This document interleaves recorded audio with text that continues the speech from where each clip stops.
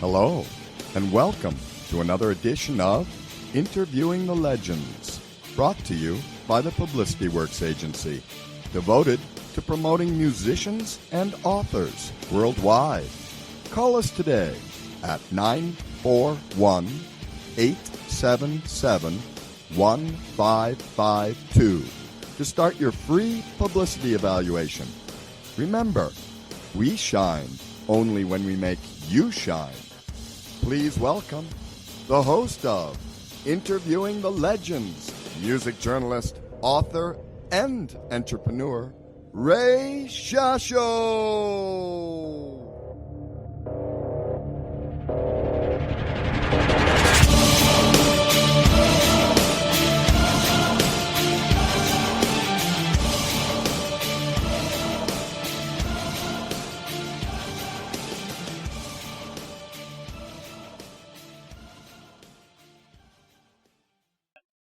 Hello once again, everyone. I'm your host, Ray Shasho, and welcome to another edition of Interviewing the Legends on BBS Radio. Brought to you by the Publicity Works Agency. Call us today at 941-877-1552 or email us at publicityworksagency.com. And remember, we shine only when we make you shine. The unsung heart and soul of the Motor City rock and roll scene, Mitch Ryder, is simply one of the most powerful vocalists to rise to fame in the 60s, a full-bodied rock belter who was also one of the most credible blue-eyed soul men of his generation. He first made a nationwide impression fronting Mitch Ryder and the Detroit Wheels, whose fiery R&B attack boasted a gritty passion and incendiary energy matched by few artists on either side of the color line. After exploding onto the charts in 1966 and 67 with singles like Jenny Take a Ride and Devil with a Blue Dress On, Good Golly Miss Molly, and Sock It To Me Baby. After wowing audiences with a roll-licking Christmas theme release at the close of 2018, the icon of Detroit rock and soul Mitch Ryder returns with this superb collection of all-new recordings, Detroit Detroit Breakout. The album celebrates both the music of Detroit as well as the classic timeless songs of Ryder's generation. From a smoking new version of Ryder's own blockbuster hit, Devil with a Blue Dress On, to the Capitol's Cool Jerk, to Otis Redding's Sitting on the Dock of the Bay. Detroit Breakout has something for every true rock and roller, including special guest performances by fellow Motor City alumni, James Williamson of the Stooges, Wayne Kramer of MC5, as well as blues legends Joe Louis Walker and Arthur Adams, plus the New York Dolls Sylvain, the Runaways Cherie, Currie, daughter B.B. King, Shirley King, and much, much more. Detroit Breakout is available now at Amazon.com. Please welcome Detroit blue-eyed soul music legend Mitch Ryder to Interviewing the Legends. Hey, Mitch. Hey, I'm sorry I interrupted. That's all right. Yeah, it's okay. I get all kinds of stuff, man. I get dogs barking in the background and people riding bikes. Really? Yeah, I get all kinds of stuff. It's good. It's good for live radio. Yeah, I'm sure it is. I want to first talk about the new album, which I love, by the way. I think it's incredible. First of all, it's a great selection of songs that you guys picked out. And talk a little bit about making this. Did you guys were you all in the studio together, or did you guys kind of, send in tapes and MP3s and all that kind of stuff? It was a mixture of the old and the new. Because I was in a studio with musicians, and some of the guys were guests, and they contributed. I don't know whether it was over the internet or in a studio, but they did their part and sent it in. The important thing is we all agreed to work together. Right. Yeah, you got so many friends in the industry. It's probably not very hard for you to pick up the phone and invite people over. That's true. Yeah. You've got. If they want to come from Georgia. Yeah, that's right. You're in Georgia now. Yeah. Yes, sir. Yeah. What made you move out of Michigan? My wife and the cold weather. Right. The cold weather. I love Michigan. My whole life was spent up there. But those winters are getting to be 6 and 7 months long. And my wife is from down here. And the climate is really nice. And, that's the two very best reasons I can think of. Yeah, I did the same thing. I was originally from D.C., and we've been down here in Florida now for, 16 years. And you know what I'm talking about. Yeah, I don't miss it at all. I don't miss the weather and the traffic and all that good stuff. You got some great people on the album. James Williamson, who's an excellent... I love that duet, but I didn't know B.B. King actually had a daughter until we did this recording. And I love the song we did together, and I love her voice. It's a very soulful voice. Yeah, B.B. King had a lot of kids. I interviewed one of his daughters as well. And a lot of them are musicians. Yep. Yeah, well, there you go. It reminds me of Shorty Long. I think he had 14 or 15 kids. Yeah, that's right. The interesting about James Williamson, he worked in Silicon Valley, didn't he? Developing computer chips. So he's a pretty intelligent guy. Yeah, but that didn't hurt his music, did it? Well, music comes first for these guys. Oh, sure it does. Yeah. My favorite tune, I think, one of my favorite tunes is Cool Jerk. You got Brian Auger on that. That's the Detroit. Yeah. Detroit song, for sure. Oh, definitely. The Capitals, I think, did it first. You know what? Detroit, to me, the Rock and Roll Hall of Fame should have been in Michigan, in my opinion. You know that? I don't give a crap about that. I was inducted into the Rhythm and Blues Hall of Fame. Right. Which now sits in the Charles H. Wright Museum of American African History in Detroit. Yeah. And I'm proud of it. Sure, you should be. There you go. And the politics involved in the Rock and Roll Hall of Fame are disgusting anyway, so yeah. Let them have at it. Let them have it. And they enjoy it. Let them have it. Yeah. They got their hookups to the cable. They got their money coming in. They enjoy it. That's what it's all about, I guess. They got their money coming in. There's so many good artists that I remember. Yep. That don't have a chance in hell of getting in there. Yep. So whatever it is, it is. But whatever it is political. Yeah. So, well, there's a lot of guys that really don't know. They're not music aficionados. They don't. They're like I can say it like I am. I mean, I've been following music all my life. I was a DJ back in the 70s, top 40. I can tell you who's good and who's not good and who deserves to be in there. And there's a lot of people that don't deserve to be in there that are in there. I know. Well, don't do it on the air. I know. I'll just get myself in trouble. You will. I want to mention Sylvain, who did Dirty Water, which is another one of my favorite songs. I understand he's got cancer, and he's got a GoFundMe page. I did not know that. I'm sorry to hear that. He's got a GoFundMe page out there, so if everybody... Yeah. It affects a lot of people. 2 of my children are dying from terminal cancer. Oh, my gosh. So I understand what you're talking about. I'm so sorry to hear that. Yeah, my daughter, my sister-in-law died of cancer as well. So, and she was young. So it's a terrible disease. It really is. But I love the album. Stepping Stone, another great version. Probably one of the best versions I've heard of that song. I like Dirty Water. That's cool. Yeah, Dirty Water's a great tune. And you know what I like too? I like Bad Bad Leroy Brown's got a different twist to it, Yeah. It's got that slide guitar from Joe Louis Walker, and I really love that as well.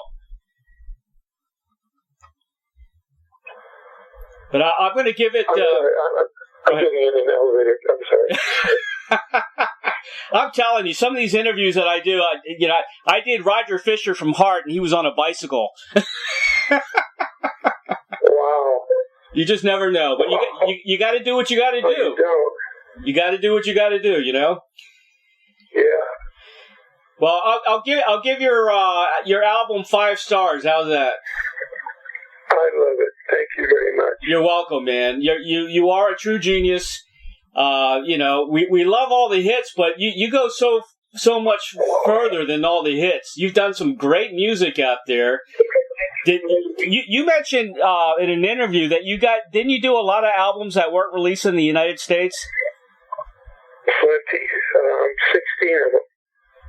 How can we listen to these songs? How could we finally hear them? I don't know. The only answer I know about that is Amazon, probably. Because you go ahead. Go ahead. I think Amazon at this point. In fact, the record label would be able to tell you better than me. Right. Because you do so much. Songs like "Ain't Nobody White Can Sing the Blues." Right. So many great songs. Right.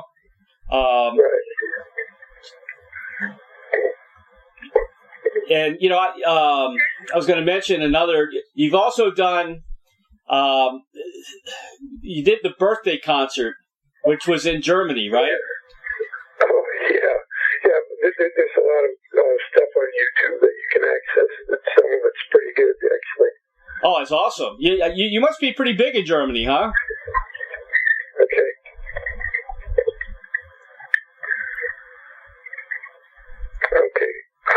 They got rid of a bunch of chairs here. Okay, I'm still with you. You still there? Yeah, it's a little disjointed. Possibly you can edit out the blank parts. Yeah, that's fine. Not a problem. Yeah. Not a problem. Okay. Are you pretty big out in Germany? Oh, huge. I mean, I've been going there for 40 years. 40 years. And that's amazing. Yeah, and it's just getting better. It's actually has to do with there's 3 of them. Go down the hall. I'm sorry. That's all right. We're at a doctor's office. Oh no. I know how that is. Yeah, I brought my wife to the doctor, and it couldn't be helped. Right. I knew I had the interview scheduled, but I didn't know she needed to go to the doctor. It was an emergency, so right. That's what we're doing. That's fine. Not a problem. Are you still able to do the interview? Yeah, that's what we're doing. Okay, great. That's what we're doing. Well, you do have a lot of good stuff on YouTube. I just wanted to mention that. You got some great music on YouTube. And, people need to get out there and listen to it because they can rediscover all your stuff. Because and I am proud of the album that's coming out, too. Yeah. You and Otis Redding, that was the last performance he did, wasn't it? With you? Well, yeah. The day after I performed with him, he died in a plane crash, right? That was the day after? And, huh. Either a day or maybe 2. I'm not sure. Wow. And you guys sang, you did Knock on Wood together. Yeah, we did. Yeah. And I think they cut it short on the exit. We did the full song in the studio. So that's what happened there. What was Otis like? What was Otis like? Yeah. Well, he's from Georgia, and I remember Otis was very big. Okay, which room is it? Straight ahead. Okay, thank you. The doctor, they're kind. He's given me a room to talk to you in. Oh, that's nice. Tell him thank you. Okay, I will. So Otis was big. And one thing I remember when we were doing the song, he put his arms around me, and he would rock back and forth. And every time he rocked, my right foot would come off the floor. Like being held like a little child. It was He had a wonderful voice. He was incredible. I think he just did Dock of the Bay was his big hit at the time when after his passing. Right. That's what made it number one. Actually, it's really weird. It was cool. Yeah. Yeah, we lost so many guys, man. It's kind of sad, you know. Well, we're losing them now because of age, mostly, though. There were that bunch that we had that either through natural occurrences or drugs or other things just fell off the wagon and fell off the earth. Yeah. So. Hey, you're still around. Oh yeah, I'm still here. Are you going to be doing any touring to support this album? They're putting something together. They haven't told me what it is yet. Right. But I've got dates in place already, and my European tour, which is 28 one-nighters, that's already on the books for February and March. Oh, wow. So if they're going to do something this year, they're going to have to hurry up with it because this is a little late to be booking for the summer. Right. The only thing they have a chance of doing is a winter tour. So let's see, a lot of people don't like to tour in the winter. Let's see what happens. That's right. I think the album is strong enough, should be able to get enough radio play and enough advertising that it should hold up pretty well. I think you're right. I'm gonna promote the hell out of it. Yeah, I'm gonna promote the hell out of it. So. Well, I wish you would. Yeah. You've always had such a great band behind you. Of course, the great Jim McCarty is guitar player. I mean, he's played with so many other bands as well. But, one thing I've always noticed, you've always had that, incredible guitar player in your band. And, of course, you've had the horn section, on a lot of songs, and just such a wonderful band. Do you still keep in touch with Jim? Yes, I do. And I have a wonderful guitar player in my band right now. Right.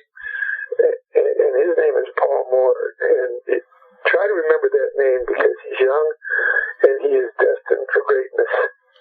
I don't know how much longer I can hold on to him. Right. So it's going to be fun to watch his career if I live long enough to see it blossom. Yeah. So. Well, yeah. If he's with you now, yeah, he's definitely gonna take off. That's for sure. Yep. Yeah. You've got I know you've done interviews about your book, which I didn't get a chance to read. I want to get it. Billy should have sent it to me, but that's the way things are. I want to read it. You're very honest in your book, and you should be. And I praise you for writing it yourself. You didn't get a ghostwriter. Is that correct? That's correct. Good for you, man. Because I'm an author as well, and I don't like it when guys say they wrote 10 books and they didn't have anything to do with it. Right. The book garnered 3 national awards, and congratulations. Came in first place in each of those committees. But it didn't sell because it's the one thing they didn't have at the book company was a promotion budget. Right. And I made it as visible as I could make it, but nonetheless, it's a great book.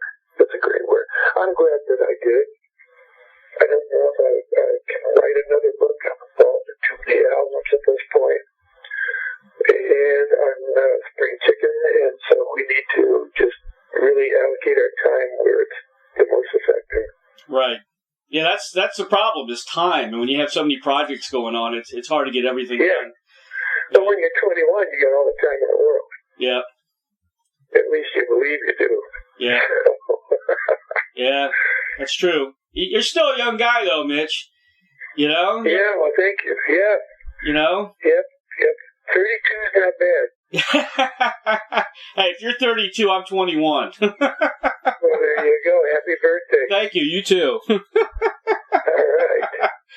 The book, kind of tells you about the real, and we all knew there was a lot of wrongdoing in the music industry. Of course, back in the 60s and 70s and even today probably, but it just seems like they're making more money nowadays, Yeah. It's just, it's different language, different clothes, but same routine. Same thing, yeah. I talked to, Tommy James about the great, his experiences, with the he's from Michigan too. With the mafia and, with, that was a good story. Yeah, with the criminal, Morris Levy, yeah. Did you get to meet him? Well, my catalog, Crew sold my catalog to Morris Levy. We had to sue him to get my tapes. Wow. So he turned them over to his son when he had died. Really? Yeah. Huh. I'm going to beg off short on this. I know you were promised a half an hour. Right. But I've got to go down and see how my wife is doing. Okay, Mitch, that's more important than anything, man. But I thank you very much for that. Well, thank you for being on the call, for all the great music, and I hope to see you in Florida soon.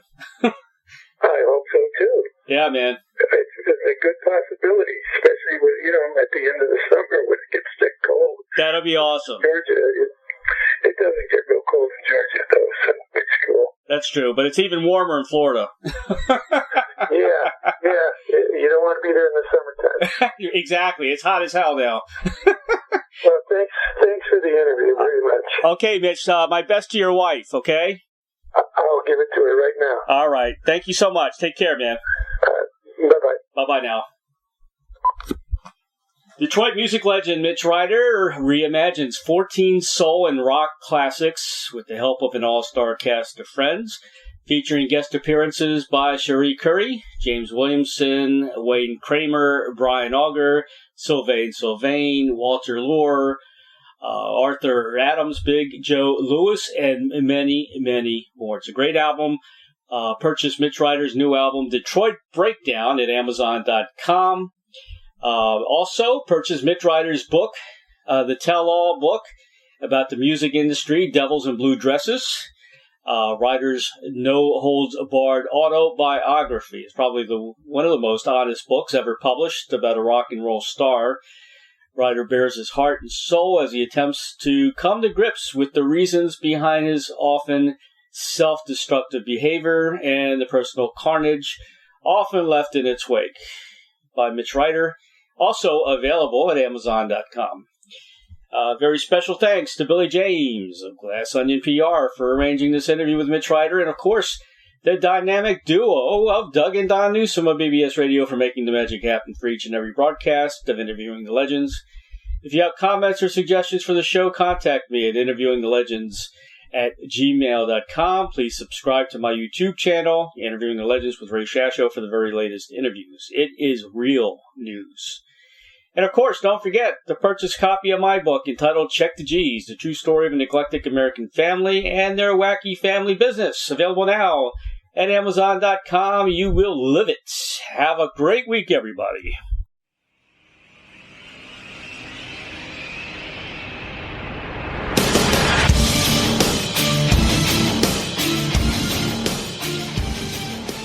Thank you, everybody, for listening to Interviewing the Legends. Brought to you by the Publicity Works Agency. Call 941-877-1552 or visit us at publicityworksagency.com, specializing in author and music artist publicity plans. We shine when we make you shine. Tune in to Interviewing the Legends every Tuesday at 7 p.m. Pacific Time on BBS Radio, Station 1.